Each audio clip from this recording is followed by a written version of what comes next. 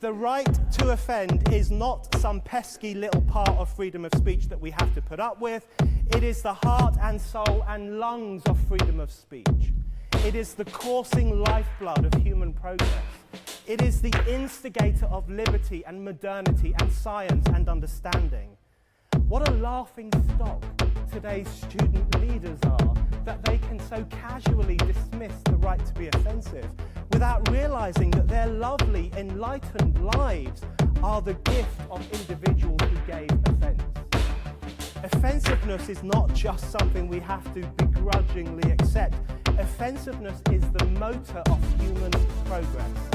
Now broadcasting from the Right to Offend Media Studios in sunny South Florida, bringing you the latest in politics, current events, art, and pop culture. This is the Whitfield Report Live with Sam Whitfield. But giving offense is good. In fact, it's essential.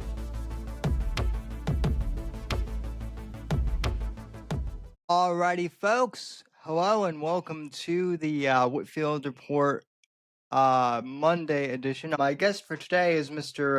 T.G. Brown, who is an author in the men's adventure fiction genre space, author of the Warren Lawson series, and I believe, T.G., you have a few other books as well, if I'm not mistaken, correct?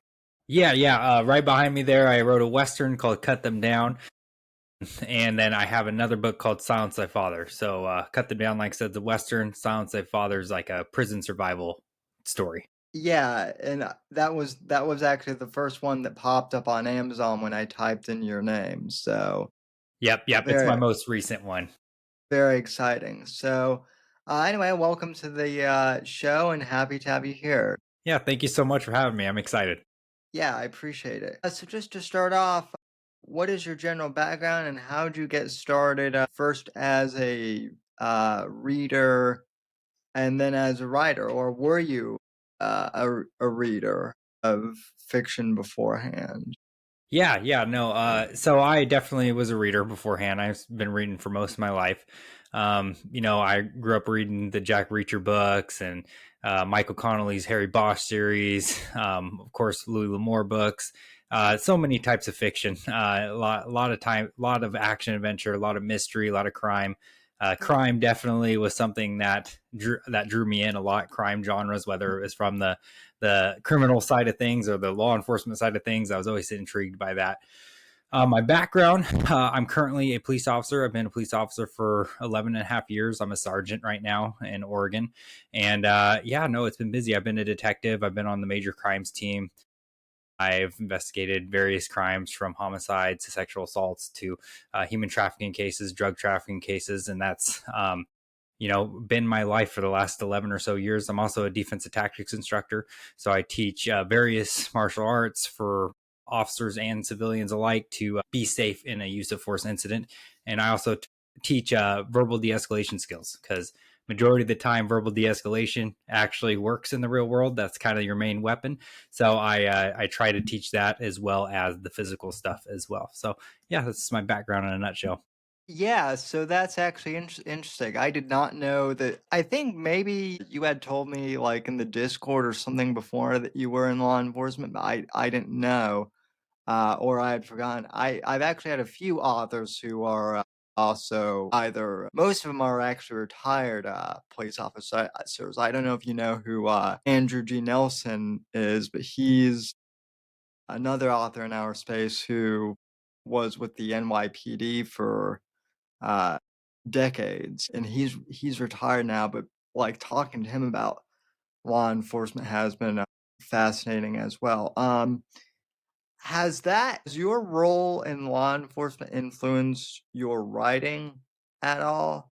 I'm curious. Absolutely. I'd say my Warren Lawson series, which is about a police officer investigating various crimes on a tribal reservation, definitely was influenced and inspired by some of my real life experiences. Although I write fiction, I try to write it as real as I can while it being entertaining. And so that's kind of where my Warren Lawson series is. My Warren Lawson series is very much a reflection of my experiences with, of course, the men's adventure aspect thrown in there. Was writing something that you always wanted to do, or was it more of a reaction to, cop books are, BS, and since I'm a cop, I'll write one that's more realistic. I hear that a lot from, authors in our circle, and, so. Yeah. No, good question. No, I always wanted to write. And at first I started, I mean, since I was a little kid, I loved writing stories. And then I grew older and I became a police officer, experienced things while on the job. And while I experienced those things, I was trying to find a way to um, get through the trauma mentally, right? You can't make sense of some things that happen to you. So I started journaling. And when I would journal these incidents, I would rewrite the endings of what I wish happened versus what really happened. And that was really cathartic for me. And Yeah. and so I did that for a while. And then after experiencing enough in this law enforcement field, and I always wanted to write my own fictional character, have a series out there. It was always something that I strove to do, but I was like, I don't know if I have enough life experience yet. So about 6 or 7 years into the job, I felt like, okay, I got a good base of things that I could write about now. And then that's where I started writing my first book, Tribal Honor. And Tribal Honor essentially, I mean, it is fiction, but a lot of what I put in Tribal Honor is like actually happened to me. And so it was really almost similar to my journaling exercises in a fictional adventure novel. So it was pretty interesting to write that. It was like the most cathartic book I've written.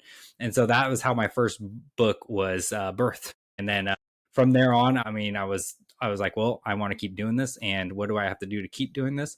And so that's where I'm at now, and I'm just continually to write because I love writing. Writing is everything to me. I always tell people it's like breathing. That's how important it is to me. I cannot go a day without writing because the way it makes me feel. When someone reads your work and tells you they like, that feeling is just, to me, I can't recreate that in any other form. Yeah, I totally what you mean about it feeling cathartic too. I mean, you know, I do freelance, writing kind of like technical stuff professionally, as a day job. But like I was also, involved in politics in a couple political organizations when I was, in college. You know, I write in the political thriller genre, but I do it in a way where where I'm kind of trying to include some of my, my experiences. I'm not trying to, bash people over the head with, anything or the ideology, but like, tell, a story that's fiction, right? But, you kind of have to fictionalize some stuff to keep it entertaining. But I think there are definite, elements that authors tend to include of themselves and of people around them, for sure. Yeah. I think that's a lot of authors do that, right? A piece of them is in all their characters, is what some people say. And I would Yeah, say that's definitely true for some of my writing, for sure. A lot of people say that Warren Lawson and myself have a lot of similarities, and maybe they have similar traits, but Warren is kind of what I view as what I hoped I can become. You know what I mean? Like he's yeah, that type yeah. of officer that I mean, it's not who I am yet, but I hope I can be. And it's kind of like that character. A lot of fictional characters did that for me growing up. Was like, man, that character is so cool, fictional or not. I was like, I want to be like that. And so that's what led me to the career path that I'm on now. And that's what I hope my character does for people down the road. So, yeah, I think that's really cool. We create the characters that we aspire to be. It's funny because one of the characters in my books is the President of the United States. And I didn't write him as a self-insert at all, but like fans who have read the book are like, "Oh, this is you, if you were president." And I'm like, "Well, I don't know about that, but it's up to audience interpretation, I guess, stuff like that." So, in regards to the Warren Lawson series and him being a detective who works with the tribes, is that something that is also based on your experiences then? Yeah. So no, I don't look it. I am part Native American, and I do work for a tribal police department. So yeah, a lot of that was my own experiences. I realized how unique the tribal law enforcement aspect of things are comparatively to other police departments in the world. The section of the world that I'm in is a very special and kind of a cool and neat setting that I just felt like brought something fresh to a genre that has a lot of stories already to it. And Yeah. yes, so Just kind of open, just kind of an open-ended question, I guess. What are the biggest, I guess, misconceptions about not just tribal police officers, but just tribal life, in general? I know that there's been a lot more exposure in recent years to the Native American tribes because of shows like Yellowstone and and whatnot. Even as someone who I live in Florida now. I grew up in Colorado, and one of my close childhood friends, he didn't live on a reservation. He has ancestors who were part Native American, and he said that there are a lot more stereotypes than people would think in regards to Native Americans. yeah, that's a great question. I think it really does depend on who you're talking to and what reservation they're at. I'd say the reservation that I'm at is very well off. We have a really good tribal council, which is essentially, like city council for any other political type parties. But Yeah, and we have a really good relationship with each other. Our law enforcement and the people of our town, we're like this. Like we've created such a good bond with each other. So life on the reservation is unique, because it is pretty remote. There's not a lot of things out there. DoorDash isn't driving to your house out there. It's just a different vibe. And that's I think where people kind of forget is that like there's a lot of easier places to live than most reservations. A lot of reservations, the struggle is real. Like the struggle for a lot of these people just trying to get by is definitely something I see every day. Whether it's yeah, a kid growing up in a poverty family and not really having a chance after that, or something else of that nature. But yeah, no, I'd say it just varies. Like I said, from place to place. I wouldn't know what it's like on a reservation in like Arizona, for example, because those reservations are massive, and there's a lot that goes on down there that doesn't happen up in the Pacific Northwest. yeah. Where I don't want to dox your location. So if you're not comfortable, sharing where you're at, that's fine. But I, you know, are you all right if I ask where you're at? Yeah, I mean, I'm in Oregon, so yeah, so up in the Pacific Northwest is where I'm at. Uh-huh. So then, yeah, I imagine the environment, in Oregon and just, like anywhere, your environment kind of affects, your life as, anyone would. So, as would for anyone. So then, what would you say are the biggest, I guess, challenges in terms of law enforcement that you face? Yeah, another really good question there. You know, mental health is a really big problem right now. I think that's definitely one of the biggest challenges is trying to find enough resources to help mentally ill Yeah. and homeless populations. I'd say day to day, that's definitely up there because it takes a lot of time to deal with someone who's having a mental health issue, right? A lot of the times officers don't have that time. In a realistic, I mean, we are dealing with other crimes, other calls coming in. We don't have enough resources. We're not mental health clinicians, so we're not going to be able to diagnose what's going on with somebody. So I would say that's probably up there with and then I would say right after that is drugs. There's a lot of drugs out there. That's always been the case, and Yeah. yeah.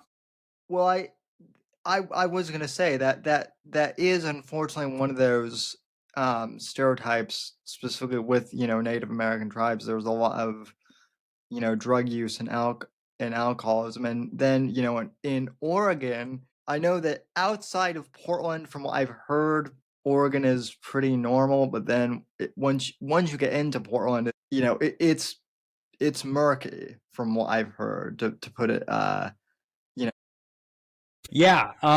Yeah, Oregon's an interesting place. If you ever read on like the political things that we've decided to do over the yeah.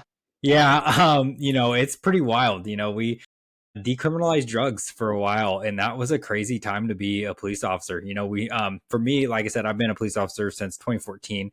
So, when I started, drugs were illegal, including marijuana. Like, everything was illegal. So we arrested people for that. And then we go from that to literally it's lesser than a traffic ticket. I mean, it was crazy to be like, oh wow, we don't arrest those people carrying the drugs now. And that was just a crazy time. There was a lot of crimes that came with that, because when you can get access to drugs and no repercussions, things tend to happen, unfortunately. And so, yeah, that was a Yeah. wild time.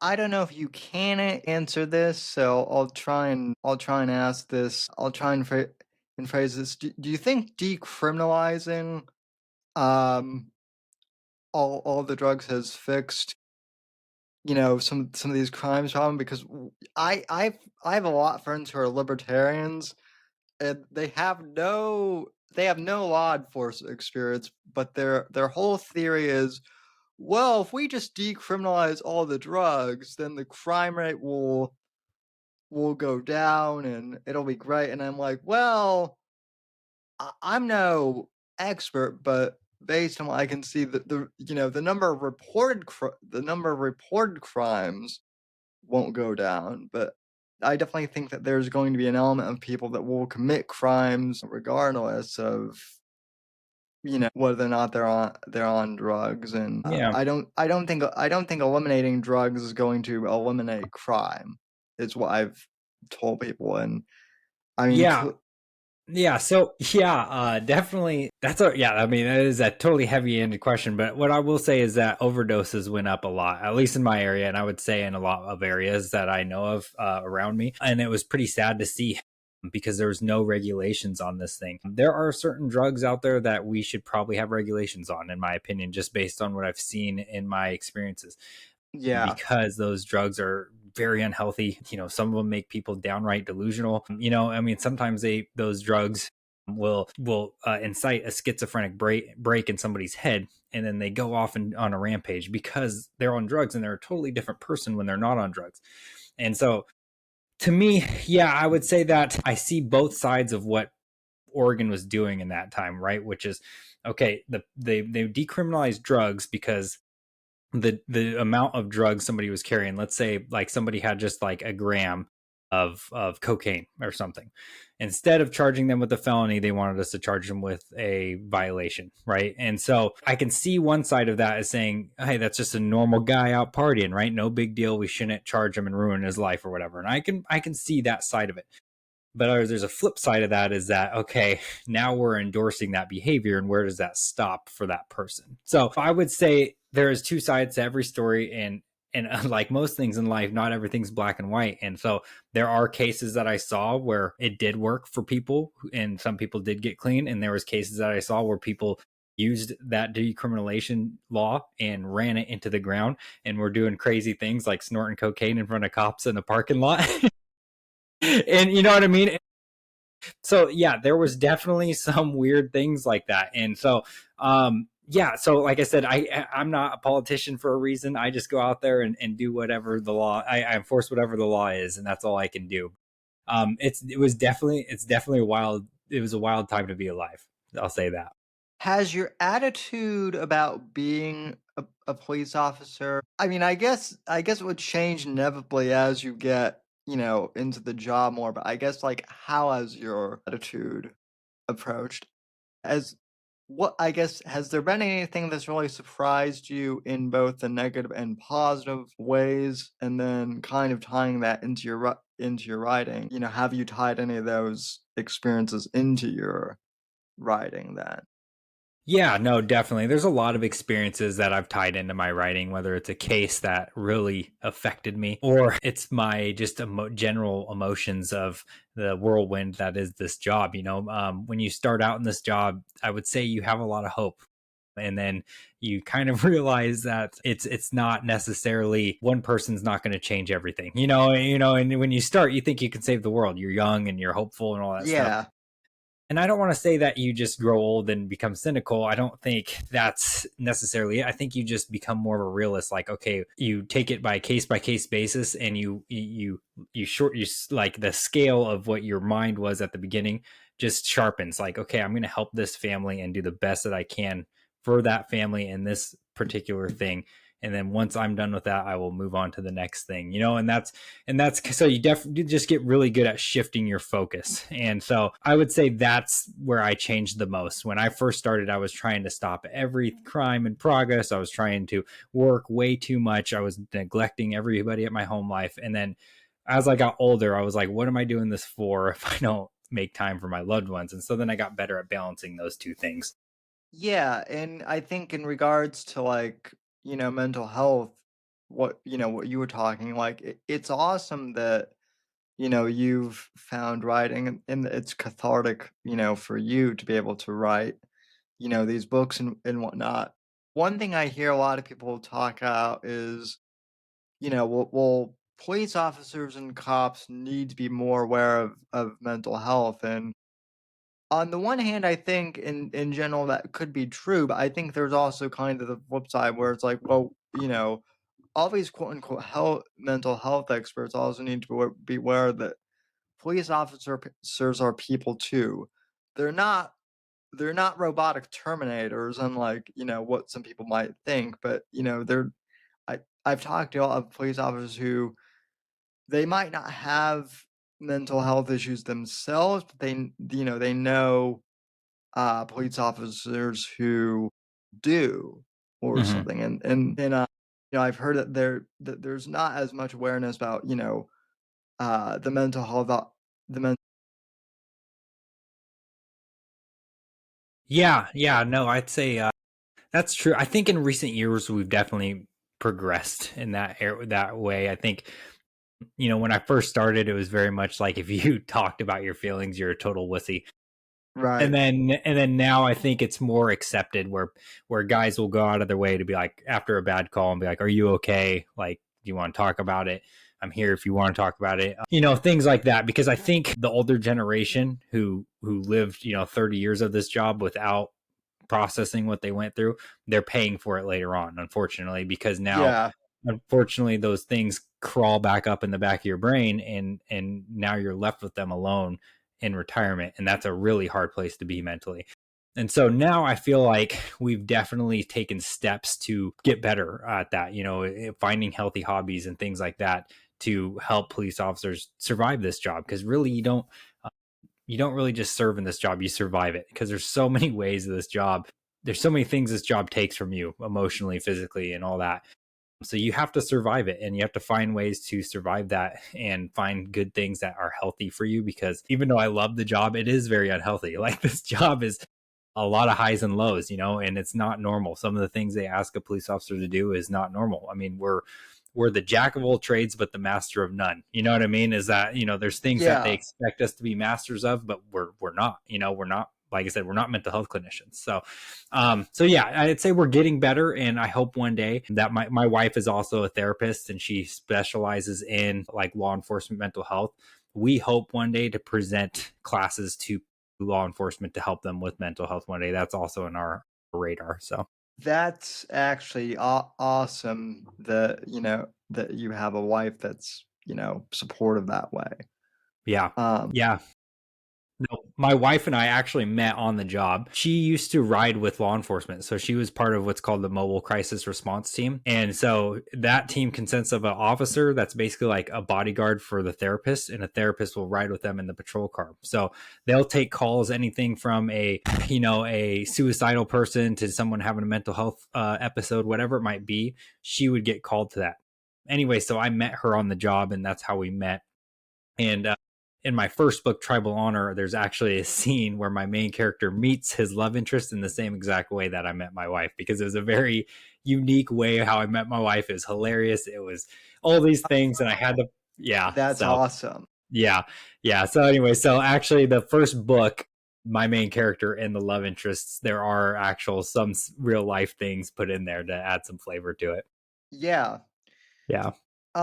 So as far as going back to like your interest, so was was becoming a cop something that you always wanted to do, or was it something that you thought later on down the line?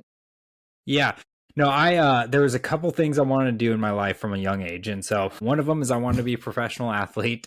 I wanted to be a police officer or a detective, either a detective or on a SWAT team, one of those two. And then I wanted to be an author. I wanted to write books. And so I ended up getting to be able to be a professional athlete. I actually wanted to be in the NFL. That didn't work out for me, but I ended up being a professional athlete in CrossFit. I'm still competing in the sport of CrossFit. And then I became a police officer. And then once I had those two things knocked down, I was like, all right, there's one more things I got to get done to have a full life. And then I started writing books. And so those were the three things that when I was very young, I was like, that's what I want to be in my life. Like that's what I want. Wow. Yeah. And so do you have any uh other family members in law enforcement? Yeah, no, actually I don't. I am the only one. Um and that was it was a pretty big surprise, but I just grew up watching these movies and these and reading these books about police officers and stuff, and I remember just thinking I want to do that. I want to be like that, and it's funny, how far a childhood dream can get you, Yeah. but that feeling never left my brain. I just constantly was like I want to do that, and I just did everything I could to accomplish it. Yeah, no, it's I mean, being a writer is something that I always wanted to do, and also I wanted to be in, broadcasting too. And what's kind of ironic is around the time around the time when when I was finishing high school, I was looking at potentially going into casting.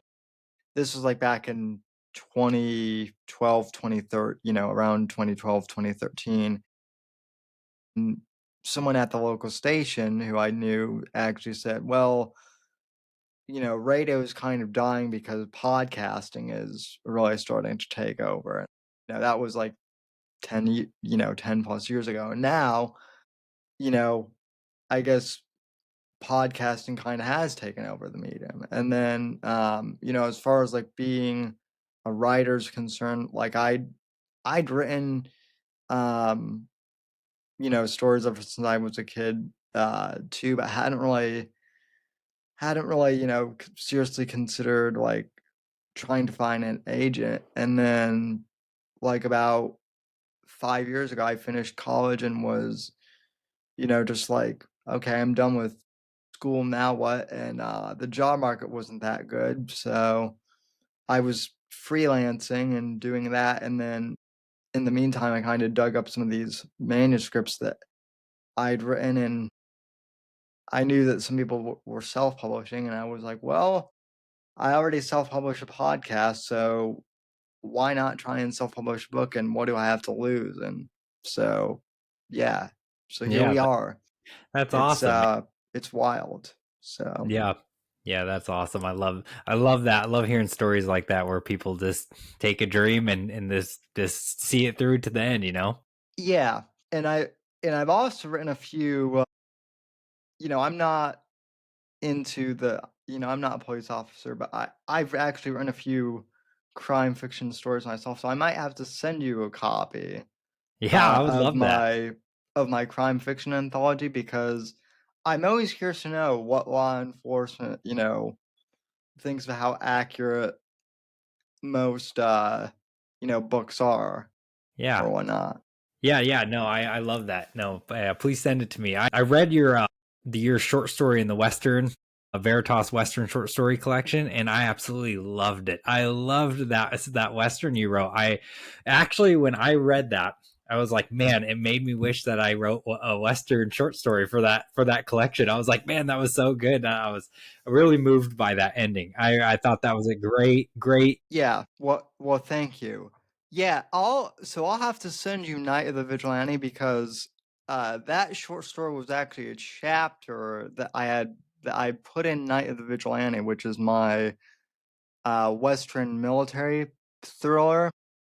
Not and I so I initially and I yeah, it's the same character. So when I was writing Night of the Vigilante, I'd written that short story as a chapter in the book initially. and then I kept reading it, and I'm sure you've run into this as like an author too, but sometimes like you'll write a chapter or you'll write a scene and you'll really like it, but it doesn't really fit well with, the flow of the story. This was one of those moments where I was like, man, I really like this I really like this particular chapter, but I just can't use it. So I kind of put it not in the discard pile, but maybe I'll use it in a future book. And then when the Veritas Western thing came, I was like, well, let me rework this a bit and submit it. And if it if it gets picked up, great. If not, no harm, no foul. So now you also got published in the Noir volume, right? So yeah. So what was that like? Well, I'm absolutely flattered, and I'll have to send you I'll have to send you Blood Ties, which is my like crime fiction cop, and then I'll have to send you Night of the Vigilante as well. I think the interesting thing about um short stories is obviously I like to write long form, but at least for me, like short stories gives me an idea. It gives me the chance to write something sometimes in just one go and not have to really think about it.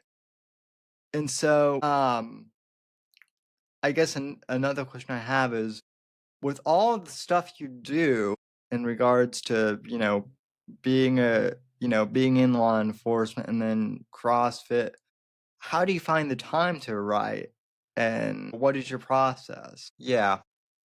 Is there ever any downtime as like as like a cop, when you're on patrol, to write or, do anything? Because like I know in, sometimes, in TV shows and, movies, they'll have, cops doing stuff, in between patrol shifts or whatnot, or is that just like Hollywood where there's, right. Yeah. Yeah, my late uncle was a fire chief in Telluride, Colorado, and I met a few of his uh friends at his memorial who were cops. A few of them, said basically the higher you go in the department in either the fire or, police department, he said, the more meetings you have to attend to and the more bureaucracy you have to deal with that as well as as your rank elevates, I guess. So yeah, yeah. And being on the reservation, are there any I don't know if you even really could and answer this, but are is there anything specifically about like being a police officer on a reservation that would be different compared to just like you know a normal sheriff in like a town or something outside of like a reservation, if that makes sense? Yeah, yeah, yeah, yeah. Do many Native Americans leave the reservation ever, like to live outside, or is it more like I've heard it's a lot like the Amish where they're given the option to leave, but a lot of them don't just because they feel tied to their community. Yeah. So, and I imagine, and I could be wrong, but I would imagine being, a a cop, on a reservation, it definitely makes, hunting for suspects for, crimes maybe a little bit easier because you don't have to go through a big, as big of a population, uh, sample to look for something. It's a lot more wow. Yeah, and I think that's interesting because kind of from an outsider's perspective, it's interesting to me that, the tribal police, at least in your, uh, area, are very much you know, out whereas outside, the the tribal lands, in the outside world. I mean, trust seems to ebb and flow like quite, it's not very consistent at all. I mean, just a few years ago there was a big push to, defund, the police in some of these, bigger areas. And everyone I've talked to, who has like a working brain thinks that totally defunding them is a bad idea, regardless of what side of the aisle you're on. I definitely think maybe, police, maybe there are ways to, reform police departments, but I definitely think, at least from at least from what you're telling me, you working in a very specific area has its advantages, and maybe you might not have as many headaches as some of these bigger police departments have to deal with. Yeah. So is that what I guess uh to ask, I mean, what keeps you going on those stressful days? Have there ever been you're like, well, screw this, I kind of want to quit, or I'm not sure if how much longer I can do this. Yeah, yeah. Well, I've talked to a few military veterans, over the course of doing this show over the years, and they've said something, pretty similar to where, one of the reasons why a lot of the guys, re-enlist, particularly, you know, with the Iraq and Afghanistan war, was a lot of them, they wanted to go over and, serve their country, and they felt they were, doing something noble, and then they got over there and it wasn't what they expected.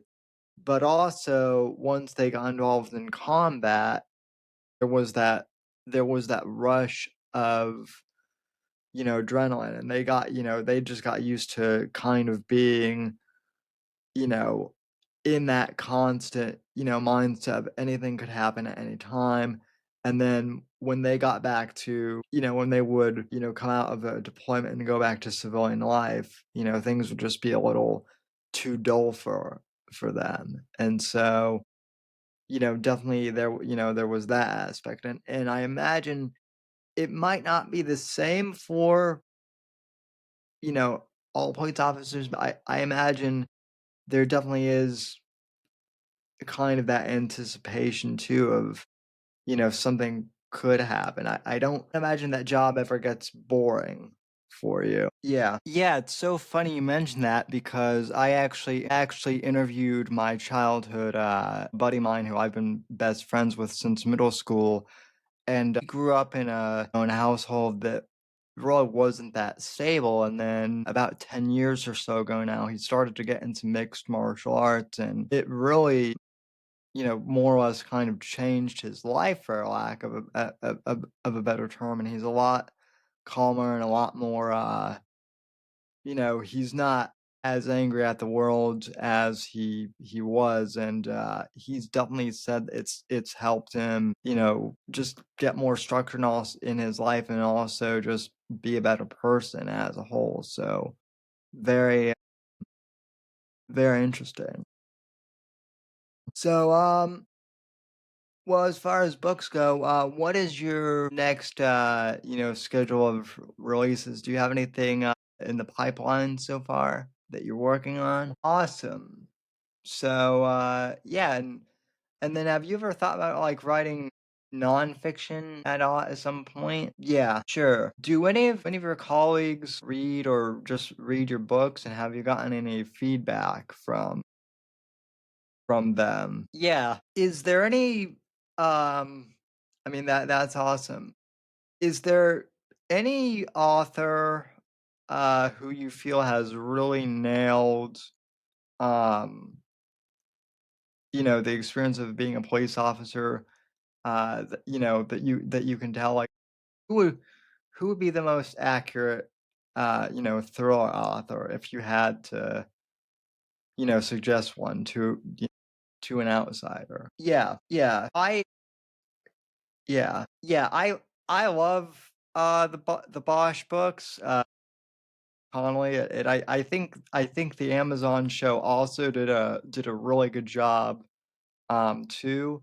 But I wanted to ask your opinion because I didn't want to assume that you would say Conley. I mean, I'm kind of biased because I'm a huge fan of, the Bosch series. As much as as much as I might like to, live in LA at certain times, reading his stories are like, you know, well, man, LA has a gritty side too. So that's yeah. So anyway, oh man, thanks for coming on. I really appreciate it. Where can people find you at if they want to get in contact with you? Awesome. For the video audience too, that's also a great mic that you have there too. So yeah. So I don't know. Have you ever like done any podcasting yourself before or anything like that? Well, that's awesome. I for one appreciate it.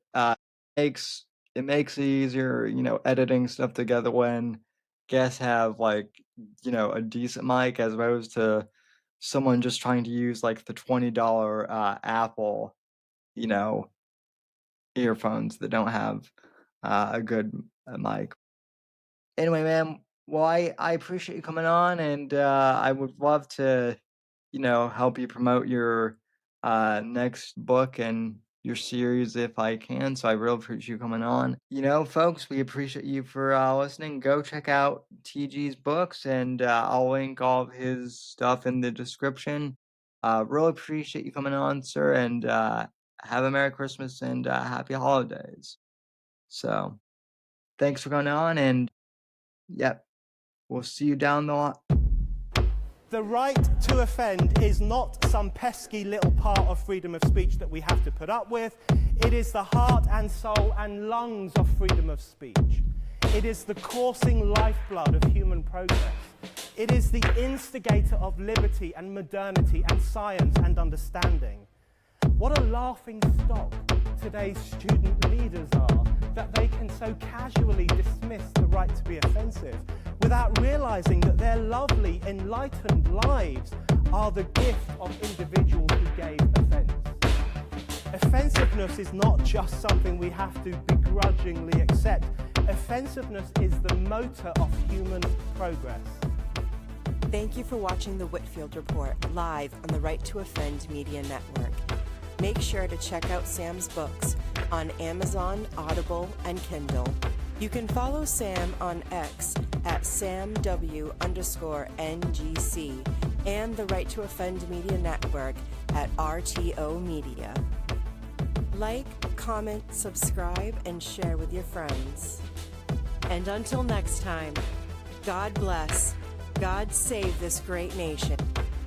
God, freedom, legacy, in that order.